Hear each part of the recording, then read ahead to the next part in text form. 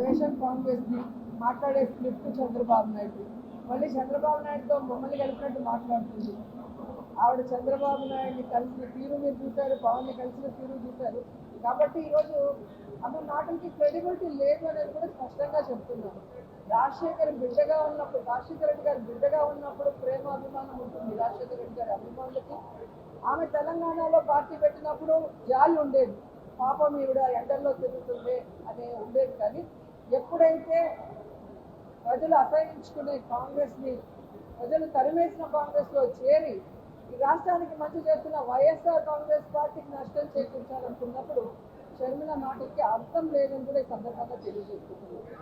ఎందుకంటే షర్మిల గారు తెలంగాణలో పార్టీ పెట్టినప్పుడు స్పష్టంగా చెప్పింది, నేను ఇక్కడే పుట్టాను, ఇక్కడే చదువుకున్నాను, ఇక్కడే పెళ్లి చేసుకున్నాను, నా ప్రాణం ఉన్నంత వరకు ఈ తెలంగాణ ప్రజలకి కష్టం వచ్చినా నష్టం వచ్చినా అండగా ఉంటానని చెప్పింది. మరి అలాంటి బిడ్డ ఈరోజు ఆ పార్టీని కాంగ్రెస్లో విలీనం చేసి తెలంగాణని గాలి వదిలేసి ఆంధ్రప్రదేశ్లో వచ్చి మళ్ళీ కొత్త అవతారం ఎత్తితే ఏ విధంగా గౌరవం ఉంటుంది, మాటకి క్రెడిబిలిటీ ఉంటుంది. ఈరోజు జగన్మోహన్ రెడ్డి గారు చూడండి, పావురాల గుట్టలో ఇచ్చిన ప్రామిస్ని ఫుల్ఫిల్ చేయడానికి ఎన్ని అవమానాలు, ఎన్ని కష్టాలు, ఎన్ని తప్పుడు కేసులు పెట్టి జైల్లో పెట్టినా ఏ రోజు కూడా ఎవరికి కమిట్ అవ్వలేదు, ఎవరికి తల ఉంచలేదు. ఈ రోజు వరకు ఎవరితో కలిసి పొత్తు పెట్టుకొని ఎన్నికలకు వెళ్ళలేదు. కాబట్టి ఎవరో ఏదో చెప్తే ప్రజలు నమ్మేస్తారనుకుంటే అది పిచ్చి, వాళ్ళ పిచ్చి. జగనన్న ఎవరితో పొత్తు పెట్టుకోవాల్సిన అవసరం లేదు, అది స్పష్టంగా ఆయన అనేక సార్లు చెప్పారు. భవిష్యత్తులో కూడా కేంద్రంలో ఎవరు అధికారంలోకి వస్తారో వాళ్ళు రాష్ట్ర ప్రయోజనాలకి సపోర్ట్ చేస్తే వాళ్ళకి బయట నుంచి సపోర్ట్ చేస్తారని చెప్పడం అనేది కూడా మీరు గమనించారు. చంద్రబాబు నాయుడు ఓటు నోటు కేసులో దొంగలా దొరికిపోయిన చంద్రబాబు నాయుడు పిల్లనిచ్చిన మామకు వెన్నుపోటు పొడిచి ఎమ్మెల్యేలని ఎంపీలని ఎత్తకపోయి వైస్రాయిలో పెట్టి చెప్పులు వేయించినోడు. అసలు రాజకీయాల్ని డబ్బుతో భ్రష్టు పట్టించి పక్క పార్టీలో గెలిచిన వాళ్ళని డబ్బులు పెట్టుకునే ఈ పెద్ద మనిషి మా గురించి మాట్లాడడం సిగ్గుచేటు. నేను ఆ పార్టీలో 10 సంవత్సరాలు పనిచేశాను. ఈ 10 సంవత్సరాల్లో నేను ఏ రోజైనా ఒక తప్పు చేశానో, ఒకరి దగ్గర ₹1 తీసుకున్నానో ప్రూవ్ చేయమనండి. మీ పార్టీలో పనిచేసిన వ్యక్తినే కదా. ఈ రోజు 24 సంవత్సరాల తర్వాత ఈ రోజు ఆయన కనిపిస్తుంది, పదవులు అమ్ముకుంటున్నారు. దీన్ని బట్టి ఆయన స్థాయి ముఖ్యమంత్రి స్థాయి నుంచి మా స్థాయికి వచ్చేసింది అనేది గమనించాలి. జగన్ గారి మీద వాళ్ళ చెల్లెలే చేసినప్పుడు ఎవరో తెలియని వాళ్ళు మనం సామాన్యుల్ని కౌన్సిలర్ చేసినప్పుడు వాళ్ళు అమ్ముడుపోయి మాట్లాడారని ఎలా అనుకుంటారు మీరు? వాళ్ళ వ్యాపారం ఏంటో ఒకసారి కనుక్కోండి. వాళ్ళు ఈరోజు కౌన్సిలర్ అయ్యారు అంటే వైఎస్ఆర్సీపీ పుణ్యం. సామాన్యుల్ని కూడా ఈరోజు ఎంపీల్ని, ఎమ్మెల్యేలని, ఎమ్మెల్సీలు చేసి అన్ని సామాజిక వర్గాలకి న్యాయం చేసిన వ్యక్తి జగన్మోహన్ రెడ్డి గారు. ఆయన బాటలోనే మేము కూడా రాజకీయ వాళ్ళు లేకపోయినా, రాజకీయ అర్హత లేకపోయినా మంచి వాళ్ళుగా, పేదవాళ్ళుగా ఉన్న వాళ్ళని తీసుకురావాలనుకున్న క్రమంలో వీళ్ళు వచ్చారే తప్ప వీళ్ళు పార్టీ జెండా మోసింది లేదు, పార్టీకి పనిచేసిన వాళ్ళు కాదు. కానీ ఆ కృతజ్ఞత లేకుండా ఈరోజు ఎవరో చెప్పిన మాటలకో దేనికో లొంగి నా మీద నిందేస్తే ఖచ్చితంగా భగవంతుడు సమాధానం చెప్తాడు. నేను ఎప్పుడూ చెప్తాను, జగన్ అన్నలాగే నేను కూడా భగవంతుడిని నమ్ముతాను. ప్రజలకి సర్వీస్ చేయాలని పాలిటిక్స్లో వచ్చాను. నన్ను ఎవరు ఎన్ని మాట్లాడినా అది భగవంతుడికే వదిలేశాను. మాట్లాడిన వాళ్ళంతా కూడా కాలగర్భంలో కలిసిపోయారనేది చరిత్ర చూస్తే మీకే అర్థమవుతుంది. ఒకసారి సీట్ లేదంటారు, ఒకసారి సీటు ఎంపీగా ఒంగోలు ఇస్తానంటారు. పక్క రాష్ట్రాలకి ముఖ్యమంత్రిని కూడా చేసేసేలాగా ఉండండి మా అందరినీ చూస్తా ఉంటాం. అంటే వీళ్ళ ఫ్రస్ట్రేషన్ ఎలా ఉంది అంటే తెలుగుదేశానికి, జనసేనకి, ఈరోజు కాంగ్రెస్కి అభ్యర్థులు లేరు అనౌన్స్ చేద్దామంటే. సో అది లేక ఏం చేస్తున్నారు, వైఎస్ఆర్ కాంగ్రెస్ మీద పడి ఆడవటం. వీళ్ళు 175 మంది క్యాండిడేట్లు పెడతారు, లేదా కావాలంటే మార్పులు చేర్పు కూడా చేసుకోవడానికి వీళ్ళకి క్యాండిడేట్లు దొరుకుతున్నారు. మాకు దొరకట్లేదే అన్న బాధ, కక్ష సాధింపు, ఈ విధంగా క్యాడర్లో కన్ఫ్యూజ్ చేస్తూ లీడర్లు కొట్టుకునే పరిస్థితులు తీసుకొస్తుంది అర్థ ఛానళ్ళు మాత్రమే కూడా ఈ సందర్భంగా తెలియజేసుకుంటున్నాను. ఈరోజు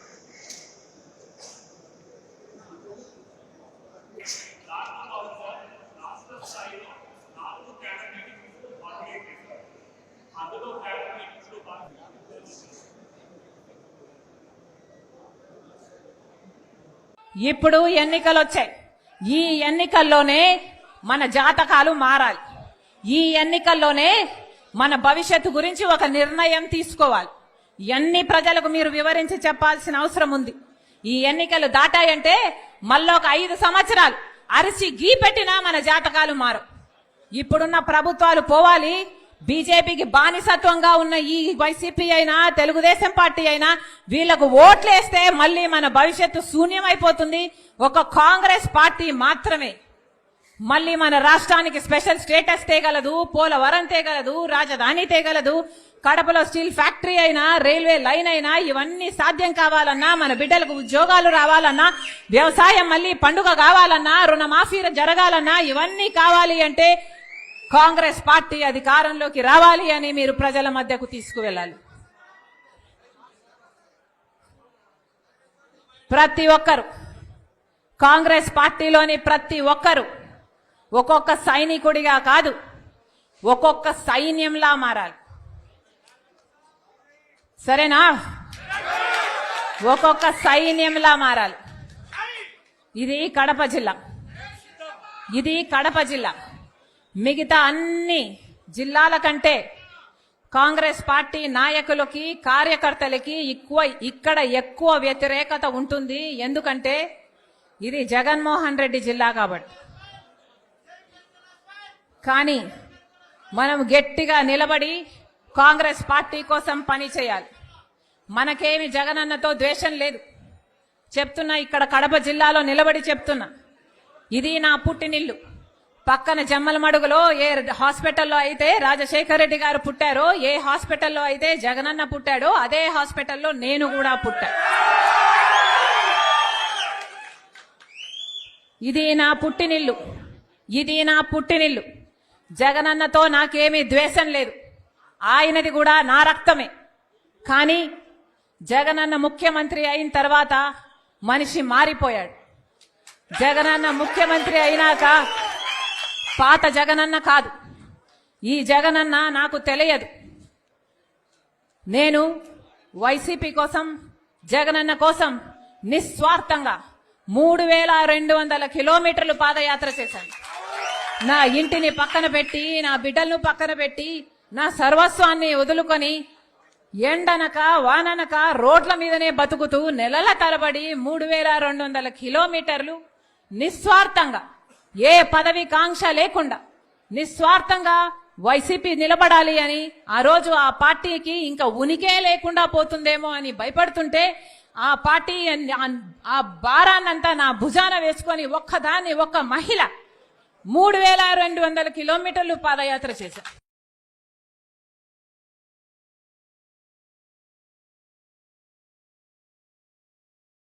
క్యాంపెయిన్ రన్ చేయమంటే చేశాం. ఎక్కడ ఏ అవసరం ఉన్నా, ఏ పదవిని కాంక్షించకుండా, నాకిది కావాలి, నాకిది చెయ్యి అని అడగకుండా ఒక సామాన్య కార్యకర్తకైనా పర్వాలేదులే అనుకొని ఆ రోజు అంత త్యాగం చేస్తే ఈ రోజు అదే వైసీపీ పార్టీకి అవేవి గుర్తులేదు. ఈ రోజు వైసీపీ పార్టీకి, వాళ్ళ క్యాడర్కు, వాళ్ళ సోషల్ మీడియాకి అసలు నేను ఒక మహిళనని, వైసీపీ పార్టీ కోసం ఎన్ని త్యాగాలు చేశానని, రాజశేఖర రెడ్డి బిడ్డనని గాని, వాళ్ళకింత మేలు చేసిందానని గాని ఈరోజు ఒక్కటి కూడా గుర్తు పెట్టుకోలే. ఈరోజు మూకుమ్మడిగా నా మీద దాడులు చేస్తున్నారు. సిగ్గు ఎగ్గు లేకుండా, ఉచ్చం నీచం లేకుండా వ్యక్తిగతంగా నన్ను టార్గెట్ చేస్తున్నారు. ఎన్ని రకాలుగా రోజుకొక స్టోరీ చెప్తారు, రోజుకొకరిని ముందుకు తీసుకొస్తాడు, రోజుకో జోకర్ ముందుకొస్తాడు, ఒక కొత్త మాట చెప్తాడు. నిన్నైతే ఒకడు ఏకంగా ప్రణబ్ ముఖర్జీ పేరునే తీసుకున్నాడు. ప్రణబ్ ముఖర్జీ ఆయనకు చెప్పాడట, నా భర్త అనిలు సోనియా గాంధీ దగ్గరికి వెళ్ళాడట, ఆయనకు పదవీకాంక్ష అప్పటి నుంచే ఉందట, పదవీకాంక్ష ఉంది కాబట్టి అక్కడ సోనియా గాంధీతో నా భర్త చెప్పాడట, షర్మిలమ్మను ముఖ్యమంత్రిని చేయండి, మేము కాంగ్రెస్ పార్టీని బలోపేతం చేస్తాము, జగన్ను జైల్లో పెట్టండి అని నా భర్త ఆయనకు చెప్పాడట. ఏమైనా అర్థం ఉందా అని అడుగుతున్నాం. ఇప్పుడు ప్రణబ్ ముఖర్జీ గారు లేరు చెప్పటానికి. అలాంటి పెద్ద మనిషి పేరును కూడా మీరు వదిలిపెట్టడం లేదు అంటే అసలు మీ కుట్రలకు, మీ కుతంత్రాలకు ఏదైనా హదుపు ఏదైనా ఉందా? నా భర్తకు పదవీకాంక్ష ఉందా? మాకు పదవీకాంక్ష ఉంటే మా నాన్న అప్పుడు 5 సంవత్సరాలు ముఖ్యమంత్రి. మేము ఒక్క పదవైనా తీసుకోకపోయే వాళ్ళమా? మాకు పదవీకాంక్ష ఉంటే ఒక్క పదవైనా తీసుకున్నామా మేము? మా నాన్న ముఖ్యమంత్రిగా ఉన్నప్పుడు ఒక్క పదవి తీసుకోలేదు కదా. మరి మాకు పదవీకాంక్ష ఉంది అని నేను వైసీపీ కోసం అంత త్యాగాలు చేసి అంత నడుస్తే పోనీ అప్పుడైనా నేను ఏదైనా పదవి అడిగానా? పోనీ అప్పుడైనా నేను పదవులు అడుగుంటే నాకు పదవీకాంక్ష ఉంది అని మీరు అనొచ్చు. మేము పదవీకాంక్షలు ఉన్నోళ్ళమే అయితే అసలు మీకోసం మేము పాదయాత్ర చేయడం ఏంటి? నా కోసం నేను పాదయాత్ర చేసుకుంటే అర్థం ఉంది, కానీ మీకోసం నేను పాదయాత్ర చేసుకుంటే నాకెలా పదవులు వస్తాయి? అసలు ఇంగితం ఉండే మాట్లాడుతున్నారా? నా భర్త అంట సోనియా గాంధీ దగ్గరికి వెళ్ళాడట.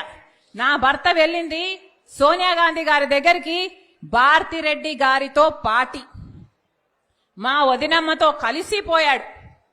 పోని నా భర్త షర్మిలమ్మను ముఖ్యమంత్రి చేయండి అని అడిగాడు అని అంటున్నారే, అది భారతిరెడ్డి గారి ముందు అడిగాడా వెనకాల అడిగాడా? పోనీ దీనికి భారతిరెడ్డి గారు ఏమైనా సాక్ష్యం చెప్తారా? ఏమైనా అర్థం ఉండి మాట్లాడుతున్నారా? పోనీ ప్రణబ్ ముఖర్జీ గారు చెప్పారంటున్నారే, ఆయన ఆన్ రికార్డ్ గా ఎక్కడైనా ఈ మాట మాట్లాడా? ఎక్కడా మాట్లాడలేదు. ఆయన ఇప్పుడు చనిపోయాడు, బదులు చెప్పడానికి లేడు కనుక ఆయన పేరు తీసుకుంటున్నారు. పోనీ ఆయన కొడుకు బతికే ఉన్నాడు, ఆయన కొడుకు ఉన్నాడు. పోనీ ఆయన కొడుకు చేత అయినా చెప్పించండి మీరు, మీకు దమ్ముంటే, మీది నిజమైతే.